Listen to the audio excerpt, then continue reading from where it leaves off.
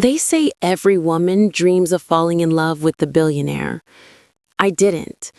I never wanted the luxury, the spotlight, or the chaos that came with men like him. But love doesn't always arrive where you expect it. And when Alexander Hale walked into my life, I didn't see a billionaire. I saw a man who smiled like he'd known pain, who listened like he cared, and who looked at me like I was something more than ordinary. It began in the rain. Cliché, I know. I was late for work, soaked, carrying coffee and paperwork that didn't survive the storm. The elevator doors were closing when a hand reached out, stopping them. "Looks like you've had a rough morning," he said, stepping in. He wore a dark gray suit, the kind you only see on magazine covers, but it was his eyes, calm, piercing, and oddly kind, that caught me. "Rough might be an understatement," I joked, clutching the wet papers. He smiled. "Then let me make it better. Coffee?" I almost laughed. "You're offering me coffee in an elevator?" "Why not?" he said with a grin. "I own the building." I didn't believe him at first, but I found out later he really did. Alexander Hale, the youngest self-made real estate billionaire in New York. The kind of man who didn't have to say much to be noticed. A week later, his assistant called me to schedule a thank you dinner. Apparently, he had forgotten his umbrella that morning and owed me one. I hesitated. I wasn't used to the kind of man who lived behind tinted glass offices and private chauffeurs, but something about him made me curious. That dinner changed everything. He wasn't arrogant like I expected. He asked questions, remembered details, and laughed in a way that didn't sound practiced. I told him I was a small-time event designer who barely made rent, and he said, "Then you're rich in ambition. That's a better currency." We started seeing each other after that, slow at first, then faster. Dinners turned into weekends, and weekends turned into long nights filled with conversations about dreams and second chances. He told me about his past, how his parents died when he was 19, how he built everything from scratch, and how he never let anyone in because people always wanted something from him. I believed every word. And when he said, "You're different, Claire. You make me forget who I have to be," I believed that too. For the first time in my life, I felt seen. He showed me a world I'd only seen in magazines, private dinners on rooftops, long drives along the coast, a bracelet that reminded him of my strength. But even in the middle of all that glamour, he never made me feel small. At least not then. My friends warned me.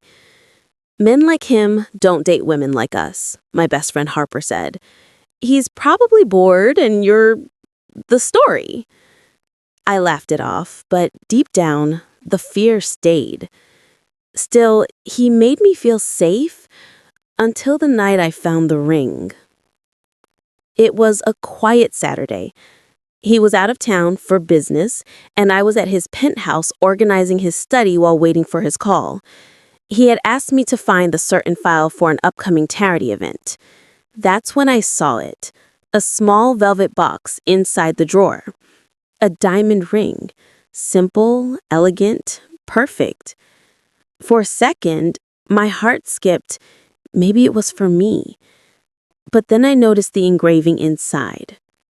To my forever, L. My name wasn't L. I stared at it, the letters burning into my skin like truth. Maybe it was old, I told myself. Maybe it was a mistake. But the next day, curiosity betrayed me. I searched his name online, not for gossip, but for answers. And there it was, a headline, a photo, a truth that shattered my world. Alexander Hale spotted vacationing in Capri with his wife, socialite Lauren West Hale. Wife. I stared at the screen until my eyes blurred. Every image, every smile I thought was mine, it belonged to someone else. I wasn't the love story. I was the secret chapter. My phone buzzed just then. Alexander, can't wait to see you tonight, Angel. I almost dropped it. My heart was torn between screaming and silence. I didn't reply. I just looked at his message, the ring, and the woman smiling beside him. The man I loved, the man who said I was different, was a lie.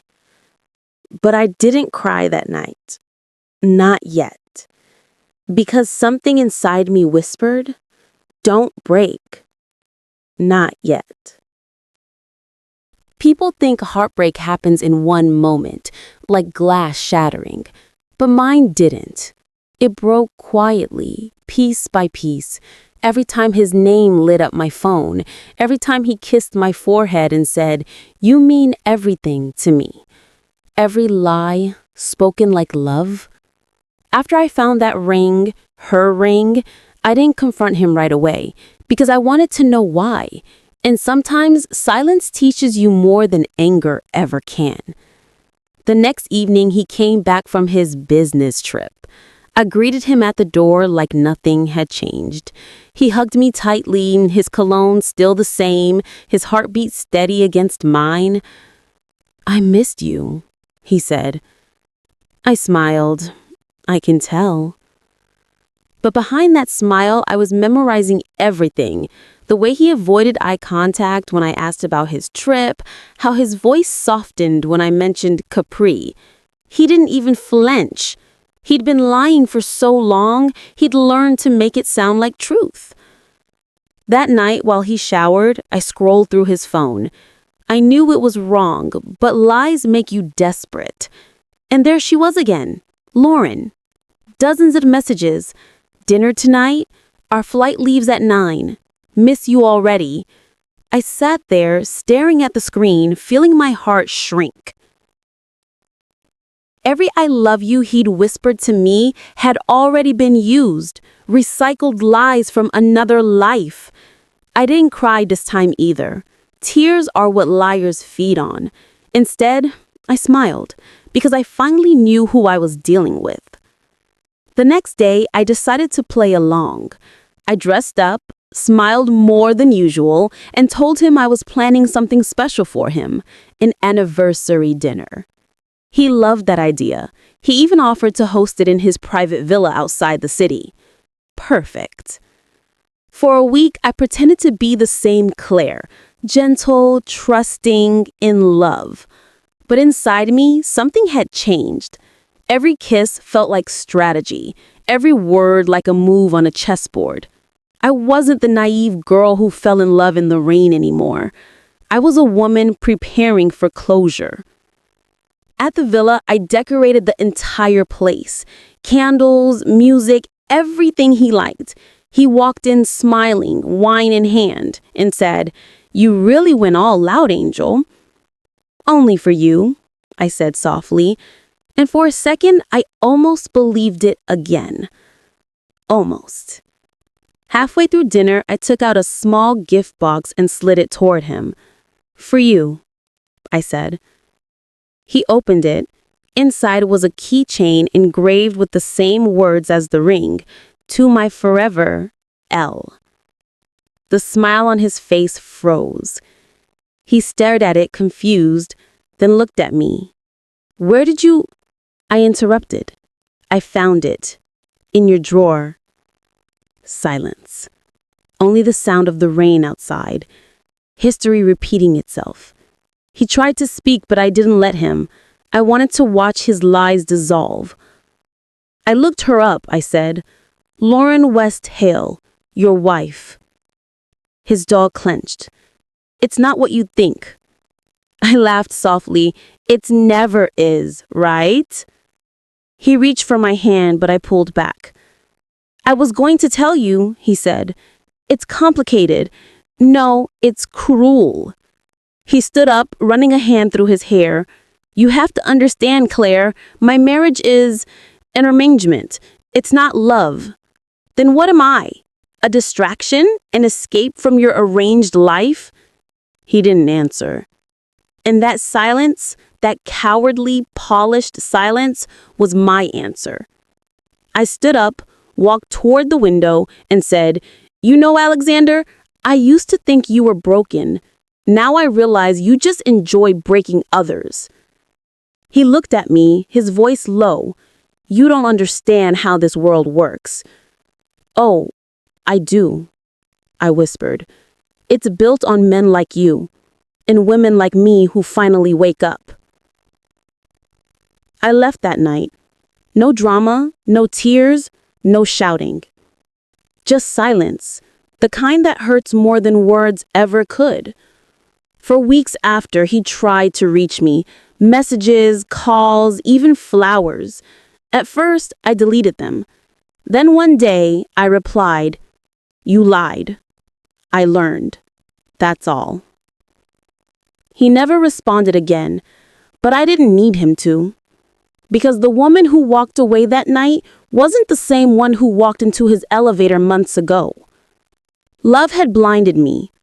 Lies had opened my eyes. But this wasn't the end. Because sometimes closure isn't silence. It's truth. And I had one more thing left to do. Something that would finally set me free and expose him. 3 months passed. I moved into a small apartment by the sea, far from the noise, far from him. The waves became my therapy. They reminded me that even broken things return, over and over, softer each time. At first, I tried to forget him. Then I realized forgetting isn't healing. Healing is remembering without pain. So I started writing. Not about him, but about me. About the girl who once believed in every word he said, and the woman who now believed in herself. Each page I wrote felt like breathing again. One morning, as I sipped coffee and stared at the horizon, an email notification flashed on my screen. Subject: "We need to talk. Alexander Hale." I almost deleted it, but curiosity won.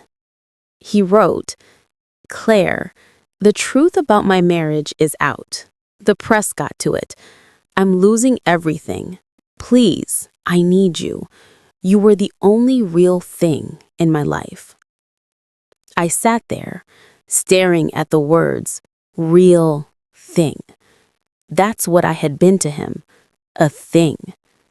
For a moment, I felt the old ache return, but this time, I didn't let it stay. Because pity isn't love. It's weakness disguised as compassion. Still, part of me wanted closure, not revenge, just an ending written on my own terms. So I replied, "Meet me tomorrow, same villa, sunset." The next evening, I arrived early.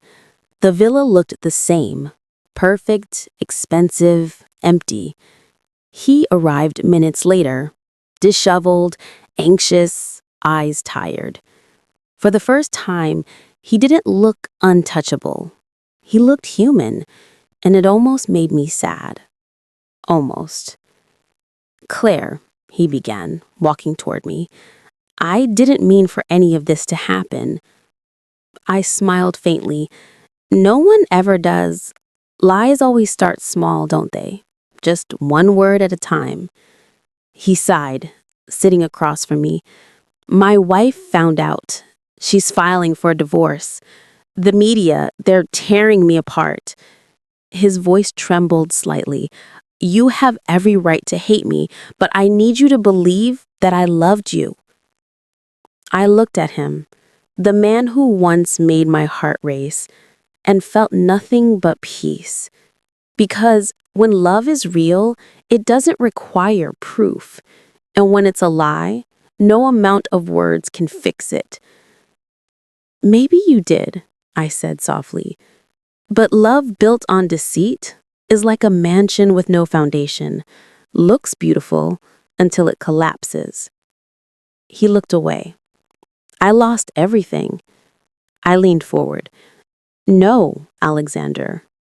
You traded everything for power, for ego, for control. He opened his mouth to respond, but I stood up. Do you know what I gained? He stayed silent. Myself. Before I left, I placed a small envelope on the table. Inside were the articles, screenshots and photos I'd gathered quietly the night I walked away. Proof of his manipulations, his offshore dealings, and fake charity accounts, all tied to his company. He looked at me, shocked. What is this? I said calmly. Truth. The kind you can't buy your way out of. His voice cracked. You're going to ruin me. I smiled softly. No, you already did that. I'm just showing the world who you really are. Then I turned and walked out, slowly, without looking back. It wasn't revenge. It was release. The next week, his story was everywhere. The billionaire philanthropist exposed for fraud and manipulation. His empire crumbled overnight.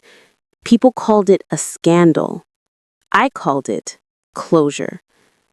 But here's the truth no one knew. I never sent those files to the media. I'd given them to a journalist months ago. A woman whose charity he had once destroyed. Fate had a strange sense of timing. Months later, I published my first book, The Art of Leaving. It wasn't about him. It was about how to rebuild after being broken, about learning that love should never cost your self-worth. At the launch, I stood on stage, lights warm on my face, heart steady. Someone in the audience asked, was it based on a true story? I smiled. Every story is true to someone. This one just happened to be mine. When I walked out that night, it was raining again. The same kind of rain that once witnessed my beginning. I tilted my face up, let the drops touch my skin, and whispered, thank you for the lie. It taught me the truth. And as I walked away, I realized some endings don't break you. They free you.